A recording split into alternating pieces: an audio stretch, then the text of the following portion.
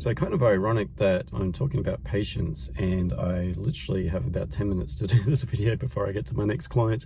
I probably chose the timing wrong.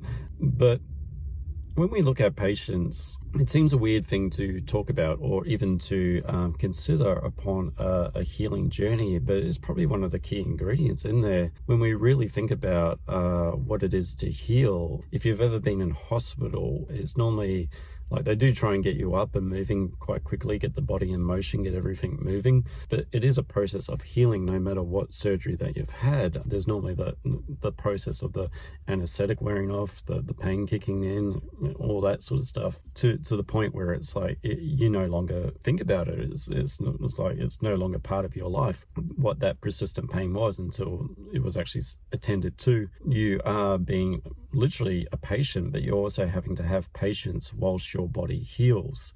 And same with emotional trauma, having the same amount of patience with yourself when you're healing on your healing journey. And if we look at a journey, for example, if you got into a plane, like say for here, if I got in a plane and flew from Brisbane to Perth, it's quite a long journey even on a plane. But if I was to walk the distance, it would take even longer, and I'd realize how long it would take to actually get from point A to point B. Or the 7 steps, for example, it's like realizing that it's like, wow, there's quite a lot of steps to actually climb and quite a bit of effort to actually get to the top or to the bottom. In that journey is the actual process of getting somewhere. But it can be misleading in a healing journey of we're reaching a destination. And in some ways, like if we look at life hacks, if we look at the 7 steps, it's more of a linear scale. It's from going from this point to that point, and it implies that there's an end point. And in some ways, our end point is, if we're in physical pain or emotional pain, is reducing that, getting to a point where it's not as hindering to our life.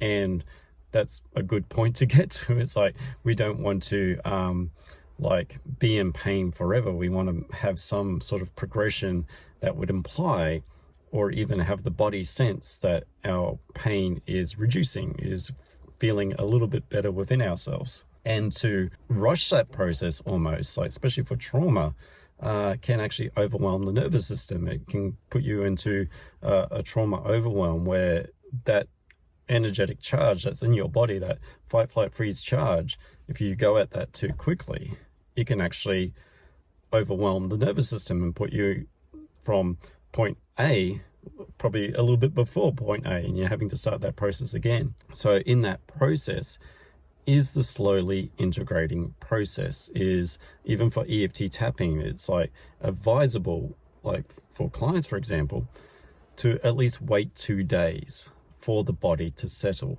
after it's had a bit of a trauma. Like you've touched upon that wound. You don't want to keep picking at the scab. It's going to get sore, it's going to get infected if you keep picking at it. If you keep shaking up the trauma, it's going to unsettle the person. So you need that settling in process, which takes time, which takes patience, which takes allowing the body to heal. If we use a gym metaphor, I'm going to the gym now, so I can use this metaphor with confidence. You don't want to overload the muscle all the time by working that muscle. You want to be able to work on other muscles. One, not to burn out that muscle and tear it, and also just to make sure that you're not all upper body day, you've got some leg day to hold up your body. So building that foundation of self within, where it's just not all, how can I get away from this pain in the quickest way possible? And that patience is almost an acceptance and loving of oneself. And not to get all wishy-washy, but it's the pain was probably there from the opposite of that. It was from probably people that weren't too loving, weren't too kind, whatever it was, weren't too caring. And that may have been sustained over time. So we may have also picked up those belief systems and started to tell ourselves those things even in the absence of those people not being there, which becomes a relearning and a reintegration of how to treat oneself better, how to be betterly patient with oneself, how to be a better patient, how to treat oneself with a little bit more grace on this healing journey, how to speak to oneself in a more caring way rather than, I need to get there. Why aren't I there? It's like, why can't I get to sleep? These sorts of like demanding, criticizing ways sort of thing. It's like that relearning, softening of those harshness that was told to us that we start to tell ourselves. So in that, patience is a learning process, and anything that has been taught to us over time, if we're learning to unlearn something and relearning something, then there's going to be, once again, that repetition of telling ourselves the opposite to what we were led to believe. And in doing that, we can start to feel better.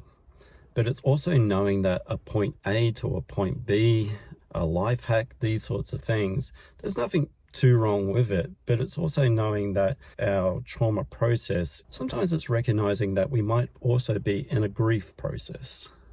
And a grief process in itself is definitely not linear. And it definitely doesn't go from point A to point B or to point Z. And sometimes it can go from point Z to point A to point J, whatever. It's not a steps. You can be at the top, you can be at the bottom, you can be in the middle, because a grief process has a lot of different cycles to it. And just when we think we're out of one, we get back into another. And anything with a grief process is a process in itself. It takes time to heal. And allowing ourselves to recognize that in the absence of love, we have loss. And it's grieving what we should have had or were deserving of, but we got the opposite.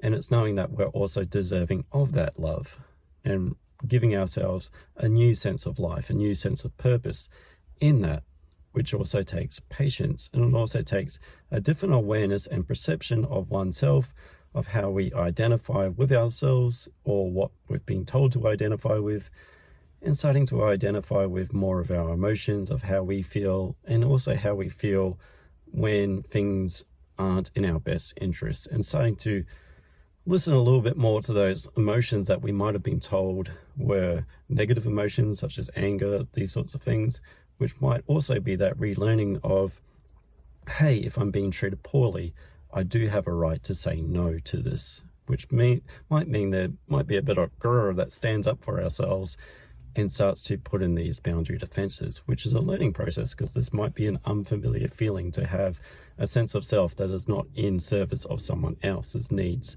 rather being in service of our own needs, which takes a learning process to be confident, to be able to say that, to be able to stand up for yourself, to have your time and energy for yourself rather than for someone else, which is a patience game. It's a learning game. You can't be a whiz or a master overnight sort of thing. It takes process. And even a master, even in the realm of martial arts, you can be a master, but if you're not a practicing master, you're just a master that achieved that and then just went, I'm that in title only. You got to work on your stance work. You got to work on your form work to maintain that mastership. And you've got to also maintain your healing process. So it implies that the end destination is merely just getting to a point where we're a bit balanced out, but you also don't want to, like on a diet sort of thing, go, well, I've achieved my figure, back on the hamburgers sort of thing. You want to hopefully get to a point where the lifestyle in itself maintains itself through the lifestyle of feeling good, rather than having to feel good. It's because it becomes second nature. You're starting to instill these things and you're doing them not because you have to, but because it's second nature. It makes you feel good. So why wouldn't you want to do that rather than feeling bad? That takes time. That takes patience to learn. But that said, I'm Dion from Evolution Support Services, my little intuitive chat, and I should probably get to my client. Hopefully they haven't lost patience with me. But I'll catch you in the next chat. And yeah, just be patient, be loving, be kind with yourself, be attentive to your needs, and be there for them. People may have not have been there for your needs. Maybe you should be there for yours. That's a suggestion. But I'm Dion from Evolution Support Services. I'll catch you in the next one. Bye for now.